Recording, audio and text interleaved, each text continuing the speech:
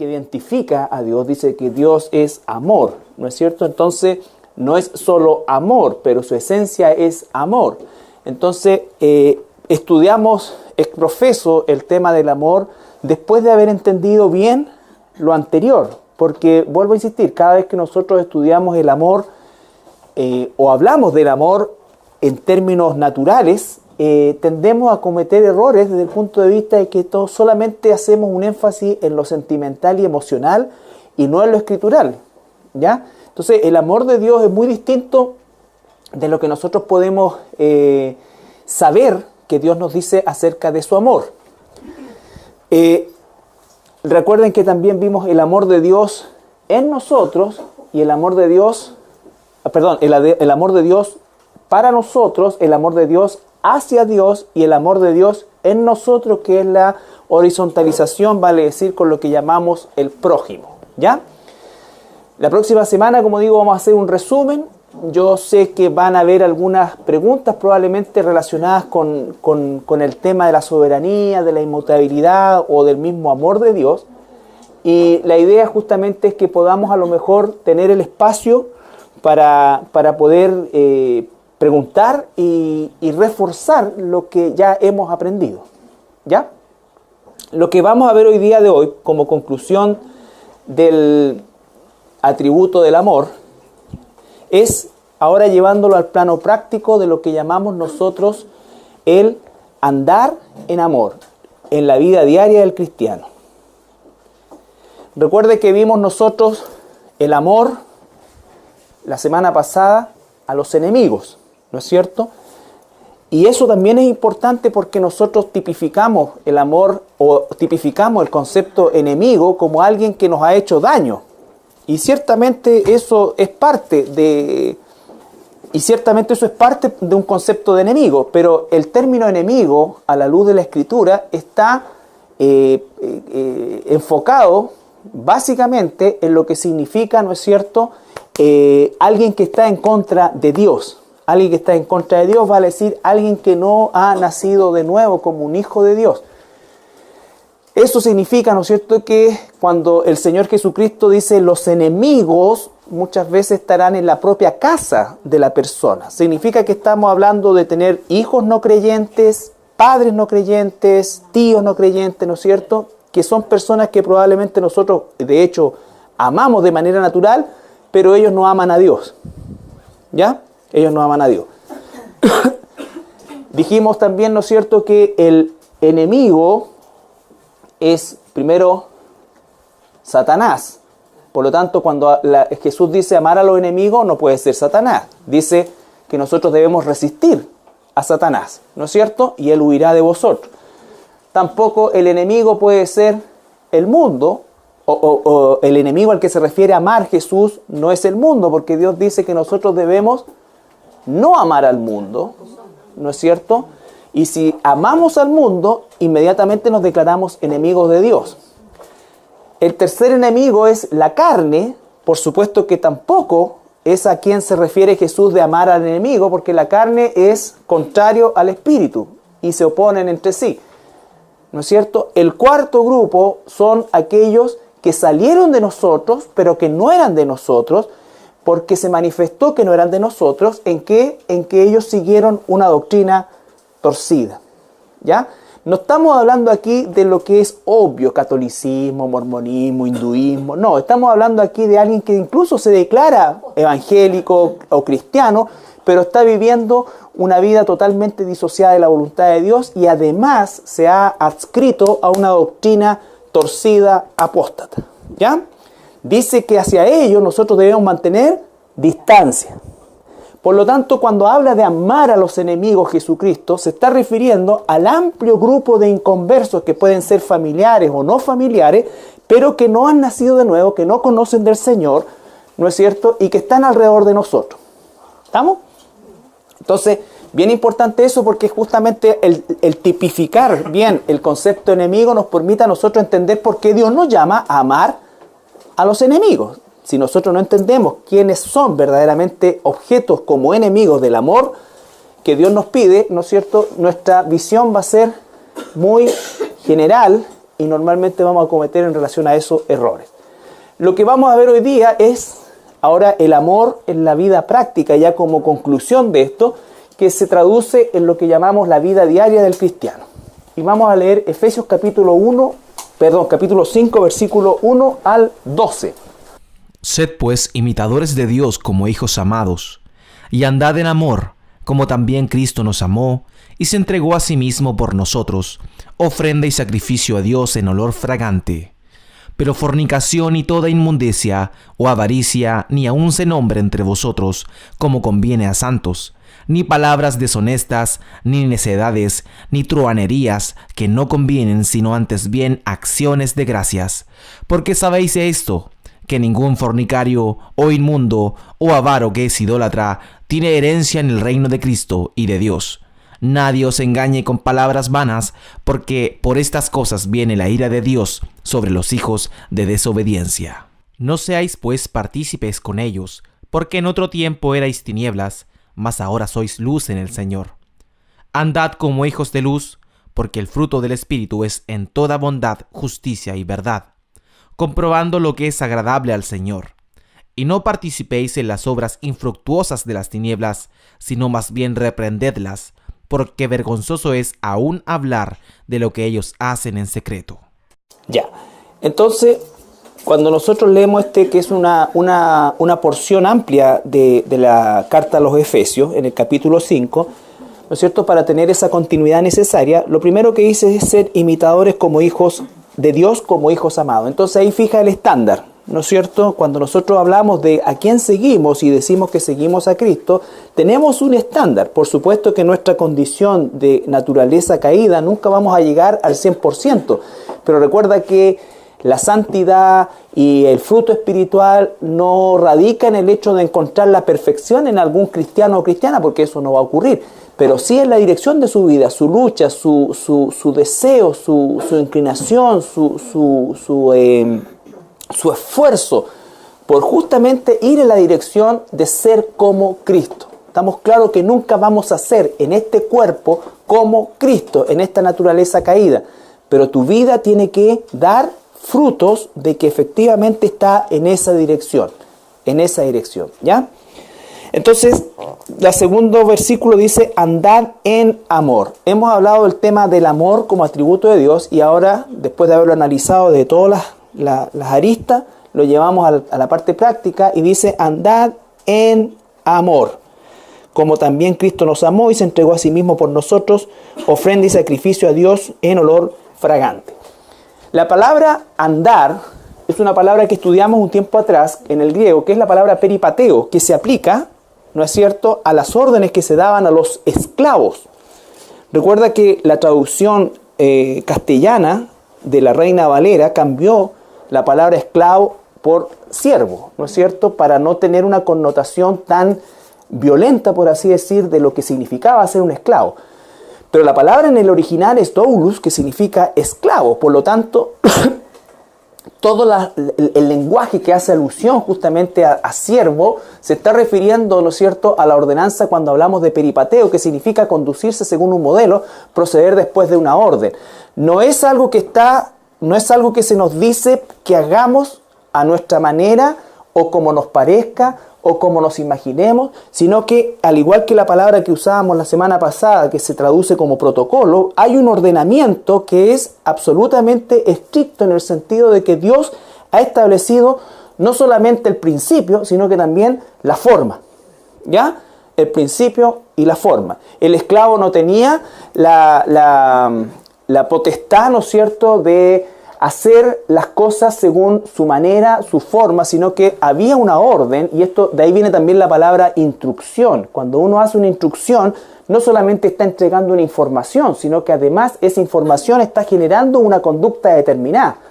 Y esa conducta determinada está estereotipada, ¿no es cierto?, y está protocolizada de manera tal que se cumpla con un proceso, ¿no es cierto?, que necesita ser obedecido para que funcione. Por ejemplo, hay una alerta de tsunami, supuestamente hay un protocolo determinado que se tiene que seguir aun cuando las circunstancias emocionales están alteradas, pero el entrenamiento justamente es lo que te lleva no a no tener miedo, sino que a operar, aún teniendo miedo. ¿Ya?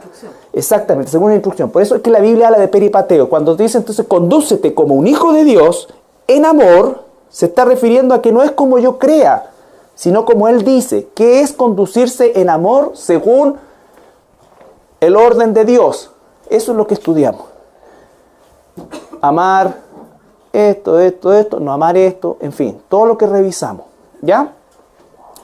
Vamos a ir un poco más profundo y después de eso hace toda una alusión a lo que podríamos llamar nosotros el comportamiento moral, el comportamiento desde el punto de vista, ¿no es cierto?, de la integridad del hijo, de la hija de Dios, que no solamente no produce ese tipo de pecado, sino que además no participa y además, ¿no es cierto?, siempre va a tratar de reprender todo aquello que va en contra de la voluntad de Dios.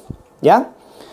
Ahora bien, llevándolo al plano práctico, andar en amor. Aquí hice yo un pequeño resumen que nos lleva a ser imitadores de Dios. Cuando un cristiano dice que anda en amor, vale decir peripateo, ¿no es cierto?, que está caminando en el amor de Dios bajo el prisma de lo que es para Dios amor, con las prioridades de Dios, ¿no es cierto?, con la enseñanza de Dios. Si alguien dice yo amo más a mis hijos que a Dios, está fuera del orden. ¿Ya?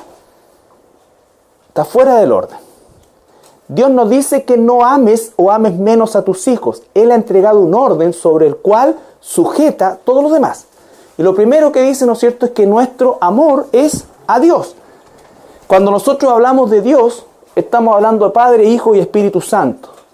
Nuestros hermanos en el Antiguo Testamento tenían una relación principalmente con el Padre. Ellos no tenían la revelación mesiánica ni la revelación tanto del Espíritu ni del Hijo. El Padre, y estos son los tres son uno, pero también tenemos que entender que tienen una cierta separación en las funciones que cumplen en relación a nosotros. Entonces el Padre está más relacionado con el planear la salvación, el Hijo está relacionado con el ejecutar la salvación y el Espíritu Santo está relacionado con el mantener, sostener y garantizar esa salvación por medio del sello que tenemos nosotros y del habitáculo o la habitación o tabernáculo que somos hoy nosotros del Espíritu Santo. Entonces, un cristiano que anda en amor, primero que nada, ama a Dios. Salmo 18:1. Te amo, oh Jehová, fortaleza mía. Entonces hay una expresión, te amo, oh Jehová, fortaleza mía. ¿Cuántas veces en el día o durante la semana tú expresas tu amor a Dios? ¿Ya? No solamente una expresión sentimental, sino que una expresión real. Fortaleza mía, es Dios tu fortaleza. Es Dios tu fortaleza. ¿Qué significa que la palabra fortaleza ahí es apoyarse en algo? ¿No es cierto? Cuando tú estás cansado, cuando tú estás mareado, ¿no es cierto? Buscas algo firme donde apoyarte. Eso es lo que significa. Cuando estás así, ¿en qué te apoyas tú realmente? Realmente. O es un Dios de bolsillo que cuando estáis con el agua al cuello lo saca y si te ahogáis con él. O verdaderamente es tu fortaleza. Es tu fortaleza. Entonces, el 31:23, Salmo. Amad a Jehová todos vosotros sus santos, a los fieles guarda Jehová, y paga abundantemente al que procede con soberbia. Ya, siempre hay un contraste. Ama al humilde, aborrece al soberbio, cuida a sus hijos y, ¿no es cierto?, no lo hace así con aquellos que no lo son. Dice claramente los santos. Está claramente diciendo que, recuerden ustedes que cuando Jesús dijo, ámense unos a otros como yo los he amado, ese es un amor espiritual reservado para los que han y hemos nacido de nuevo. ¿Ya? No es el mismo amor con que amo a un hijo inconverso, a una esposa, a un esposo inconverso, a un compañero, un familiar, en fin, que es otro tipo de amor. ¿Ya? Al Hijo, Filipenses 3:7-11. Pero cuántas cosas eran para mi ganancia, las he estimado como pérdida por amor de Cristo. y ciertamente aún estimo todas las cosas como pérdida por la excelencia del conocimiento de Cristo Jesús, mi Señor, por amor del cual lo he perdido todo y lo tengo todo por basura, para ganar a Cristo y ser hallado en Él, no teniendo mi propia justicia que es por la ley, sino la que es por la fe de Cristo, la justicia que es de Dios por la fe, a fin de conocerle y el poder de su resurrección y la participación de sus padecimientos, llegando a ser semejante a Él en su muerte, si en alguna manera llegase a la resurrección de entre los muertos. Ahí no va. Entonces vemos a David, por un lado, ¿no es cierto?, diciendo, te amo Jehová. Él está hablando del Dios Padre al que se le revelaba a él. Pablo está hablando ya de Jesús, ¿no es cierto? Y está hablando de decir que cualquier cosa que se interponga en su relación con Dios, él va a estar dispuesto a dejarla y a considerarla como basura, ¿ya? No significa que debemos nosotros considerar basura las cosas que hacemos. Lo que significa es que cuando hay cosas que se están interponiendo, ¿no es cierto?, de manera idólatra en nuestra relación con el Señor o está violando los principios de Dios, entonces eso es algo que nosotros tenemos que dejar de lado. Porque es prioritaria nuestra relación con Dios, es prioritario, ¿no es cierto?, el amor a Jesús. Y esa es la expresión práctica del amor a Él. Dice, el que me ama va a obedecer mis mandamientos. No es un amor sentimental, es un amor escritural. La escritura produce emociones, claro, pero cuando la estamos obedeciendo. Pero nuestras emociones, sin el control de las escrituras, nunca van a aportar realmente al verdadero amor a Dios. Juan 14:21 nos habla del Espíritu Santo. Cuando dice el Padre y yo vendremos a vivir. Juan 14:21. El que tiene mis mandamientos y los guarda, ese es el que me ama. Y el que me ama será amado por mi Padre, y yo le amaré y me manifestaré a él. ¿No es cierto? El que ama al Padre, ama al Hijo, y el que ama la palabra del Hijo, ¿no es cierto?, ama al Padre, y entonces el Hijo se va a manifestar a él en la forma del Espíritu Santo. Recuerda que Jesús dijo, les conviene que yo me vaya, para que venga el Paracleto, ¿no es cierto?, el Consolador. Si nosotros nos ponemos los zapatos de los apóstoles en ese momento, imagínate qué podría ser mejor que estar con Jesús, ¿no es cierto? Entonces él usa ese término, les conviene que yo me vaya. ¿Por qué? Porque ya no sería la presencia física de Jesús lo que realmente tendríamos la iglesia, sino que sería la presencia viva de Dios en nosotros por medio del Espíritu Santo, ¿ya? Entonces, el cristiano que anda en amor, que es imitador de Dios, para nosotros la imagen de nuestro Señor Jesucristo, anda en amor primeramente hacia Dios, al Padre, al Hijo, al Espíritu Santo. Nosotros tenemos el privilegio hoy día de entender la manifestación plena, ¿no es cierto?, del trabajo y la obra del Dios Trino a través del Padre, el Hijo y el Espíritu Santo. Recuerde, la gente en el Antiguo Testamento, nuestros hermanos tenían una visión principalmente del Padre, ¿no es cierto?, y tenían una presencia circunstancial del Espíritu Santo. Por eso es que David dice, no apartes tu espíritu de mí, porque no era una situación como hoy día. No había un tabernáculo en la vida del creyente en aquel entonces, y el Espíritu Santo venía, ¿no es cierto?, y se iba, ¿ya? En cambio, nosotros que hoy día como cristianos, y la primera iglesia y los apóstoles, ¿no es cierto?, y a la formación de la iglesia primitiva, tuvo la presencia plena del Hijo y del Espíritu Santo. Hoy día nosotros tenemos la presencia de Dios en nosotros por medio del Espíritu Santo. Entonces, que es Dios también. Y alguien podría decir, bueno, yo habría cambiado eso por ver a Jesús.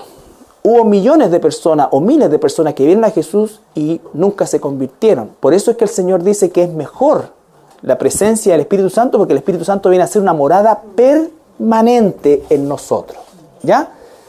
Permanente en nosotros.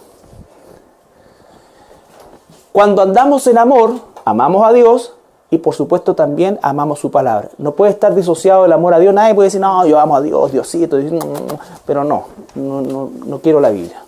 La Biblia escribe en esto, la Biblia tiene falla, la Biblia esto, la Biblia esto. ¿Ya?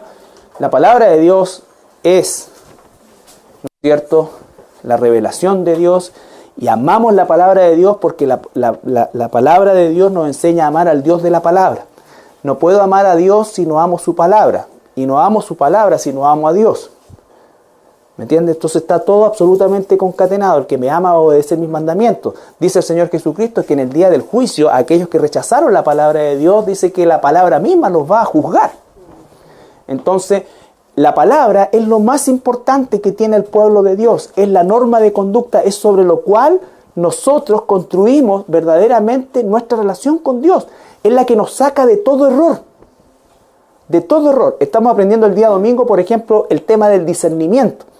Si no tuviéramos la palabra, estaríamos libres, ¿no es cierto?, o esclavos, depende cómo lo veamos, de interpretar las cosas según nuestra propia visión. Pero las palabras nos dejan claro, ¿no es cierto?, efectivamente, qué es la voluntad de Dios, qué no es la voluntad de Dios, dónde está Dios y dónde no está Dios. Y lo vemos, ¿no es cierto?, principalmente, lo vamos a ver también el día domingo, pero como ejemplo, por lo que hemos visto, el tema que no lo hemos tratado en profundidad todavía, el hablar en lengua, ¿no es cierto? Y que tenemos esto, que confesión, y que unos dicen que, ¿no es cierto?, yo hablo en lengua, que esto acá, bla, bla. Y lo repito porque lo vamos a tratar, y es importante que nosotros lo tengamos claro, que es la palabra. Yo no soy nadie, ni nadie es nadie para decir lo que Dios tiene que hacer o no hacer, o qué ha quitado o qué no ha quitado. Pero me ha dado un manual. Y el manual dice 1, 2, hasta 3. O sea que el cuarto, Dios ya no está con él. ¿Cierto? Porque la Biblia dice hasta 3. No dice hasta 4, 5, 6 o los que quieran. Segundo criterio, alguien que interprete. No hay nadie que interprete, esta cuestión no viene de Dios. Aunque tú me digas que Dios está ahí, que sintieron a Dios y que vieron al arcángel Gabriel bajar, ¿no es cierto? Y esto y allá y acá. Hágase todo en orden y decentemente. Si la asamblea estamos nosotros acá y de repente se para una hermana, no voy a ver nombre, y empieza, ¿qué es eso? Es que la tomó el Espíritu, es que el Espíritu nunca hace nada contrario a la palabra. Nada contrario a la palabra. ¿Es pecado danzarle a Dios? No. Pero la asamblea no es el lugar donde danzamos. La asamblea es el lugar donde hablamos, donde estamos aprendiendo, donde estamos construyendo. ¿Ya? A lo mejor podríamos hacer ya, ¿sabes qué? Llevamos como media hora hablando, así que pongámonos de pie y hagamos un trotecito, una cosa, ya, soltémonos. Perfecto. Y después nos volvemos a sentar y tomamos atención. ¿Me entiendes? O que alguien ande corriendo por acá y que el Espíritu lo tomó y gritando. No, pues es que abrirle la puerta y...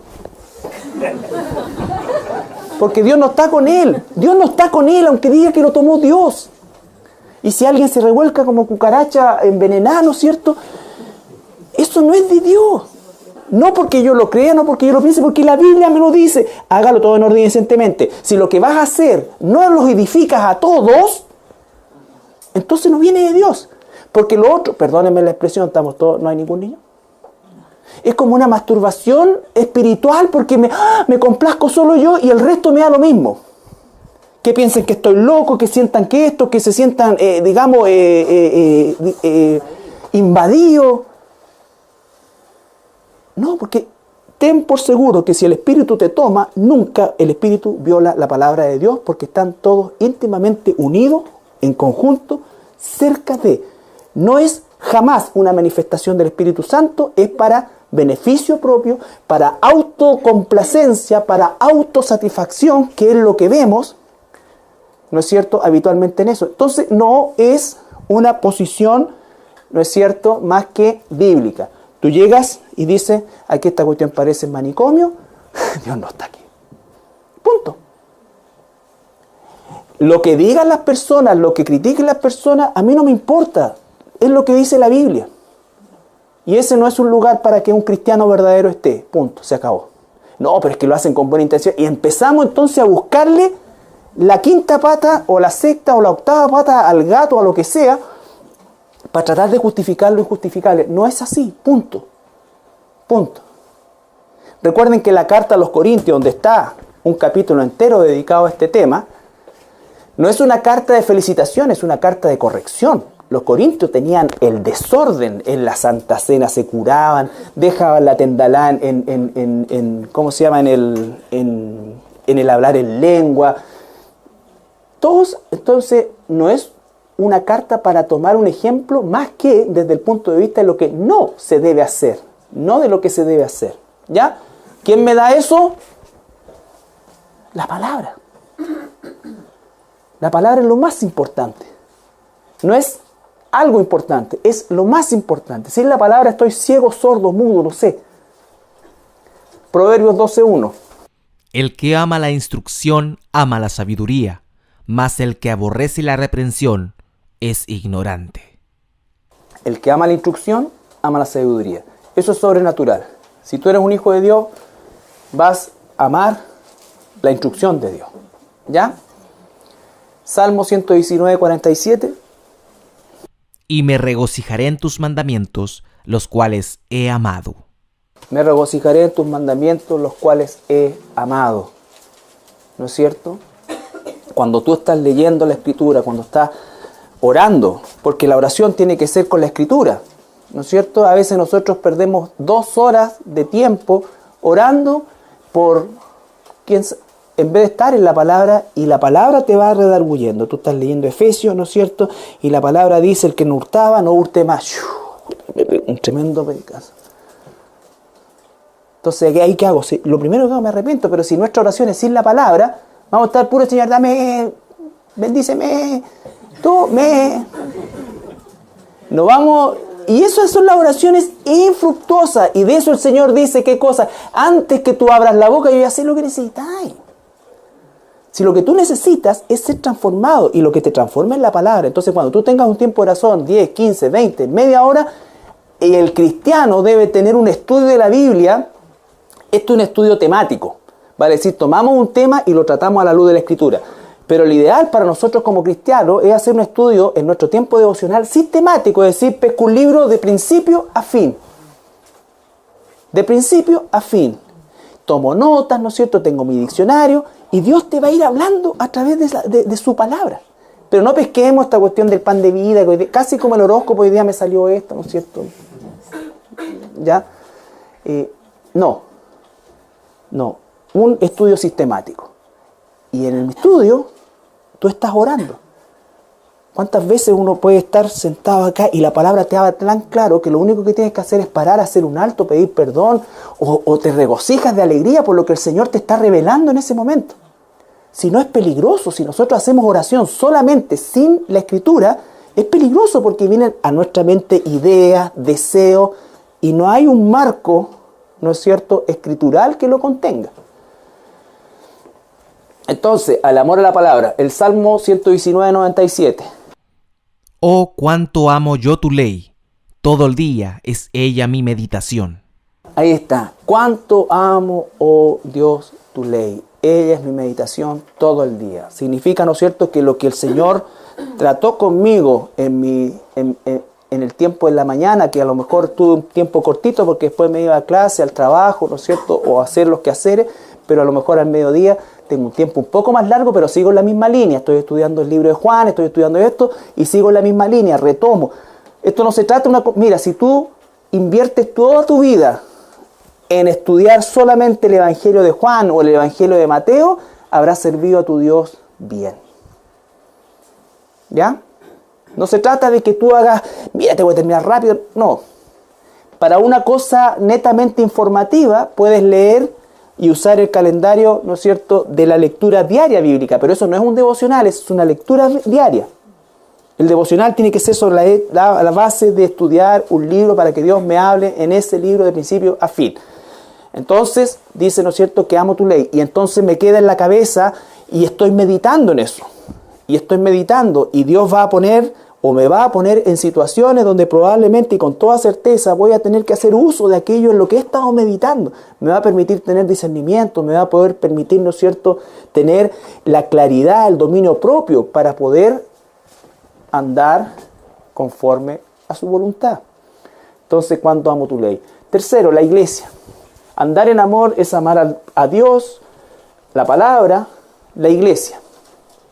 ¿Ya? Efesios 4:1-6. Yo pues, preso en el Señor, os ruego que andéis como es digno de la vocación con que fuisteis llamados, con toda humildad y mansedumbre, soportándoos con paciencia los unos a los otros en amor, solícitos en guardar la unidad del Espíritu, en el vínculo de la paz, un cuerpo, un espíritu, como fuisteis también llamados en una misma esperanza de vuestra vocación, un Señor, una fe, un bautismo, un Dios y Padre de todos, el cual es sobre todos y por todos y en todos.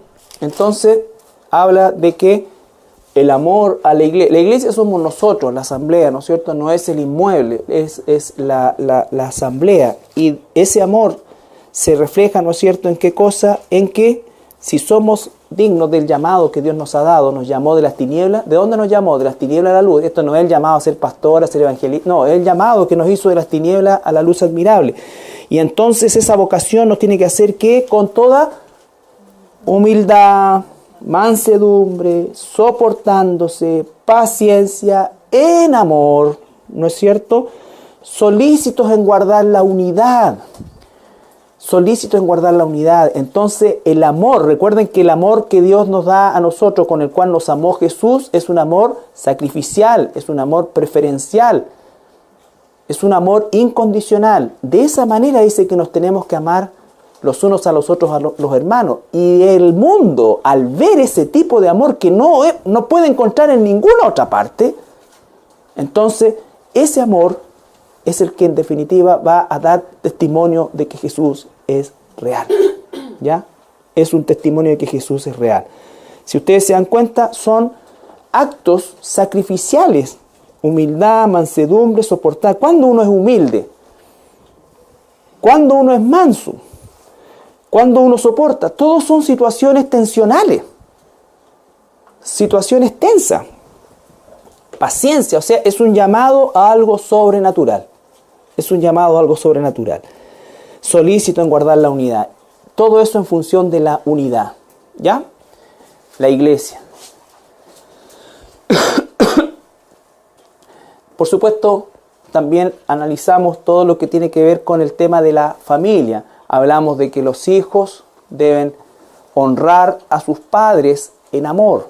Aunque los papás sean como sean, el deber mío o tuyo, mejor dicho, los que tienen y están bajo la tutela de sus padres, aunque tengan más de 20 años, pero todavía el papá, ¿no es cierto?, les da de comer, les da techo, les da ropa, les da todo, les da lujo, les da todas las cuestiones. Con mayor razón. Y aunque no se las diera, tú como hijo de Dios tienes que respetarlo, honrarlo. Ese es tu rol. ¿Ya? No existen los papás perfectos, etc. Matrimonio, el esposo, la esposa. Proverbios 5:19 es un llamado al esposo. Con eso graficamos todo lo que aprendimos del amor a la familia. Cuando alguien dice yo quiero a mi papá, quiero a mi mamá, pero ¿por qué lo quieres? ¿Lo quieres cuando te da lo que quieres? ¿Lo quieres cuando te reprende? ¿Lo quieres cuando está enojado? ¿Lo quieres cuando de repente se le pasa la mano en algo? ¿Realmente lo quieres? Porque si lo quieres solamente cuando te da lo que quieres, eso no es amor, porque dice que hasta los ladrones, los delincuentes, van a querer a una persona así, no importa que sea el papá, el tío, el abuelo, da lo mismo. Pero el que te da lo que quieres tener siempre, entonces el amor no es eso. El amor es justamente guardar el respeto y la honra, aun cuando mis padres sean malos padres.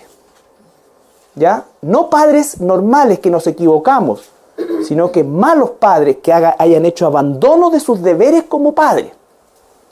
Así que los hijos, sobre todo en este tiempo que los niños, el término niño llega como hasta los 28 años.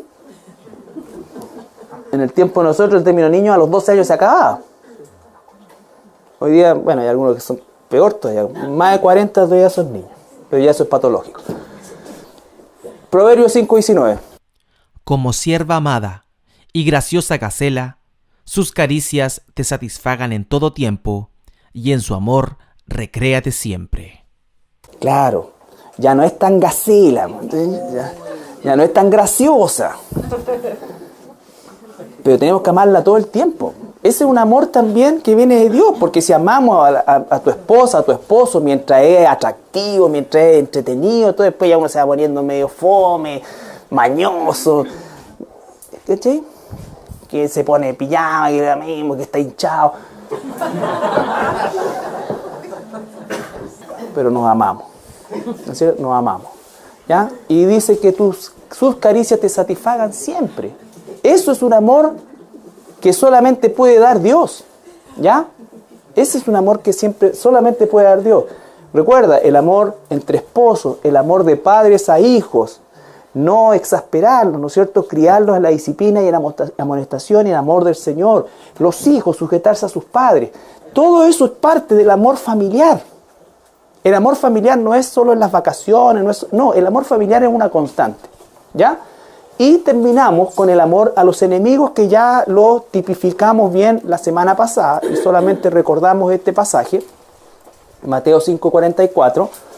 Pero yo os digo, amad a vuestros enemigos, bendecid a los que os maldicen, haced bien a los que os aborrecen, y orad por los que os ultrajan y os persiguen. Ya, entonces una conducta también de carácter sobrenatural. ¿Ya? Recuerda que la persecución puede venir del mismo techo de tu casa. ¿Ya? Entonces, en vez de confrontar, nosotros debemos orar. Si aún esa persona que nos ha hecho daño, con la cual no estamos de acuerdo, la cual no nos agrada, porque el amor de Dios al enemigo no significa que me tiene que agradar. Eso no es de carácter escritural, eso es de carácter sentimental. Agrado o desagrado. Puede que la persona me desagrade, puede que la persona me haya hecho daño, puede que tenga yo un dolor en mi corazón por causa de él o de ella, ¿no es cierto? Pero si necesita algo de mí y yo la puedo ayudar, el Hijo de Dios lo hace, y lo hace de corazón, aunque no tenga retribución.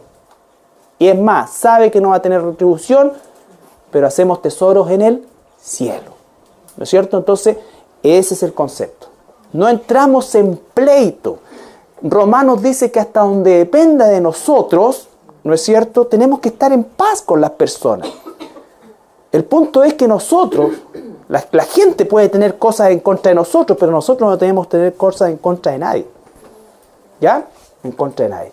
Entonces, aquí está graficado, muy sucintamente, por supuesto, lo que es andar en amor en términos prácticos. Por lo tanto, aquí está la Escritura, y frente a la Escritura es que yo tengo que poner mi vida, ¿no es cierto?, y ver cuán cerca, cuán lejos estoy de eso. En la condición, en la posición que me encuentro hoy día, como padre, como hijo, como hermano, si trabajo con gente inconversa, en fin, cómo está mi relación con la palabra, cómo está esto. Y por supuesto que vamos a encontrar un análisis honesto, va a encontrar falencia probablemente en todas las áreas, pero ¿qué voy a hacer con eso? Ese es el punto. Entonces, hacia allá es que mi vida se tiene que direccionar, hacia allá. Y ahí viene, ¿no es cierto?, el concepto del esfuerzo, de realmente buscar ser moldeado por Dios. No inventar cosas para Dios, sino que hacer lo que tengo que hacer. Hacer lo que tengo que hacer. Entonces, ahí nos transformamos en imitadores, dice, de Dios. Nosotros, cuando hablamos de imitadores de Dios, en el Antiguo Testamento nunca salía la expresión imitadores de Dios, porque ellos tenían una imagen del Dios Padre. ¿Quién puede imitar a Dios Padre? Pero nosotros sí entendemos qué significa hoy día ser imitadores de Dios, porque sabemos de Jesús. Y Él es Dios. ¿Ya? Ok. Terminamos hasta aquí el tema de los atributos. Fueron casi 7 meses. Y la próxima semana vamos a hacer un resumen. Si quieren revisar los estudios, están todos en la página. Si tienen preguntas, idealmente tráiganla anotada.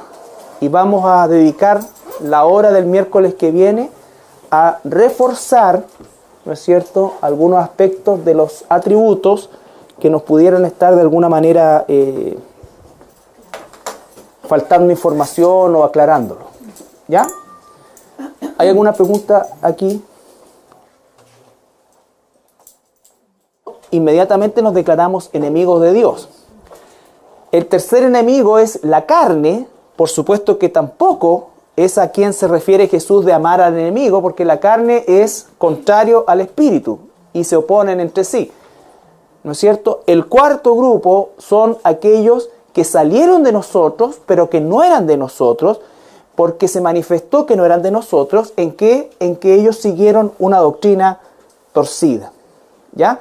No estamos hablando aquí de lo que es obvio, catolicismo, mormonismo, hinduismo. No, estamos hablando aquí de alguien que incluso se declara evangélico o cristiano, pero está viviendo una vida totalmente disociada de la voluntad de Dios y además se ha adscrito a una doctrina torcida, apóstata, ¿ya?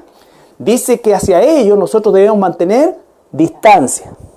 Por lo tanto, cuando habla de amar a los enemigos Jesucristo, se está refiriendo al amplio grupo de inconversos que pueden ser familiares o no familiares, pero que no han nacido de nuevo, que no conocen del Señor, ¿no es cierto? Y que están alrededor de nosotros.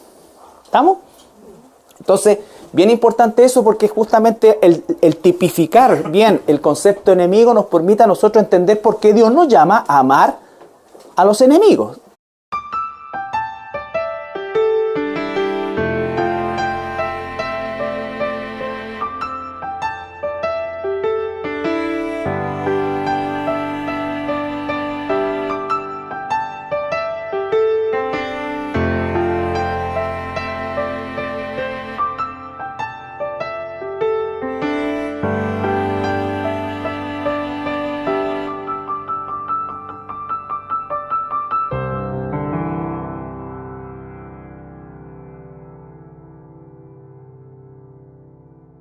Que identifica a Dios, dice que Dios es amor, ¿no es cierto? Entonces, no es solo amor, pero su esencia es amor. Entonces, estudiamos ex profeso el tema del amor después de haber entendido bien lo anterior, porque, vuelvo a insistir, cada vez que nosotros estudiamos el amor o hablamos del amor en términos naturales, tendemos a cometer errores desde el punto de vista de que solamente hacemos un énfasis en lo sentimental y emocional y no en lo escritural, ¿ya? Entonces el amor de Dios es muy distinto de lo que nosotros podemos saber que Dios nos dice acerca de su amor. Y ciertamente eso es parte de un concepto de enemigo, pero el término enemigo a la luz de la escritura está enfocado básicamente en lo que significa, ¿no es cierto?, alguien que está en contra de Dios. Alguien que está en contra de Dios vale decir alguien que no ha nacido de nuevo como un hijo de Dios. Eso significa, ¿no es cierto?, que cuando el Señor Jesucristo dice los enemigos, muchas veces estarán en la propia casa de la persona. Significa que estamos hablando de tener hijos no creyentes, padres no creyentes, tíos no creyentes, ¿no es cierto?, que son personas que probablemente nosotros, de hecho, amamos de manera natural, pero ellos no aman a Dios. ¿Ya? Ellos no aman a Dios. Dijimos también, ¿no es cierto?, que el enemigo es, primero, Satanás. Por lo tanto, cuando Jesús dice amar a los enemigos, no puede ser Satanás. Dice que nosotros debemos resistir a Satanás, ¿no es cierto? Y él huirá de vosotros. Tampoco el enemigo puede ser el mundo, o el enemigo al que se refiere amar Jesús no es el mundo, porque Dios dice que nosotros debemos no amar al mundo, ¿no es cierto? Y si amamos al mundo, si nosotros no entendemos quiénes son verdaderamente objetos como enemigos del amor que Dios nos pide, ¿no es cierto?, nuestra visión va a ser muy general y normalmente vamos a cometer en relación a esos errores. Lo que vamos a ver hoy día es ahora el amor en la vida práctica, ya como conclusión de esto, que se traduce en lo que llamamos la vida diaria del cristiano. Y vamos a leer Efesios capítulo 5, versículo 1 al 12. Sed pues imitadores de Dios como hijos amados, y andad en amor, como también Cristo nos amó, y se entregó a sí mismo por nosotros, ofrenda y sacrificio a Dios en olor fragante. Pero fornicación y toda inmundicia o avaricia ni aun se nombre entre vosotros, como conviene a santos, ni palabras deshonestas, ni necedades, ni truhanerías, que no convienen, sino antes bien acciones de gracias. Porque sabéis esto, que ningún fornicario, o inmundo, o avaro que es idólatra, tiene herencia en el reino de Cristo y de Dios. Nadie os engañe con palabras vanas, porque por estas cosas viene la ira de Dios sobre los hijos de desobediencia. No seáis pues partícipes con ellos, porque en otro tiempo erais tinieblas, mas ahora sois luz en el Señor. Recuerden que también vimos el amor de Dios en nosotros y el amor de Dios, el amor de Dios para nosotros, el amor de Dios hacia Dios y el amor de Dios en nosotros, que es la horizontalización, vale decir, con lo que llamamos el prójimo, ¿ya? La próxima semana, como digo, vamos a hacer un resumen. Yo sé que van a haber algunas preguntas probablemente relacionadas con el tema de la soberanía, de la inmutabilidad o del mismo amor de Dios. Y la idea justamente es que podamos a lo mejor tener el espacio para poder preguntar y reforzar lo que ya hemos aprendido, ¿ya? Lo que vamos a ver hoy día de hoy, como conclusión del atributo del amor, es ahora llevándolo al plano práctico de lo que llamamos nosotros el andar en amor, en la vida diaria del cristiano. Recuerde que vimos nosotros el amor la semana pasada a los enemigos, ¿no es cierto? Y eso también es importante porque nosotros tipificamos el amor o tipificamos el concepto enemigo como alguien que nos ha hecho daño. Y ciertamente eso es parte de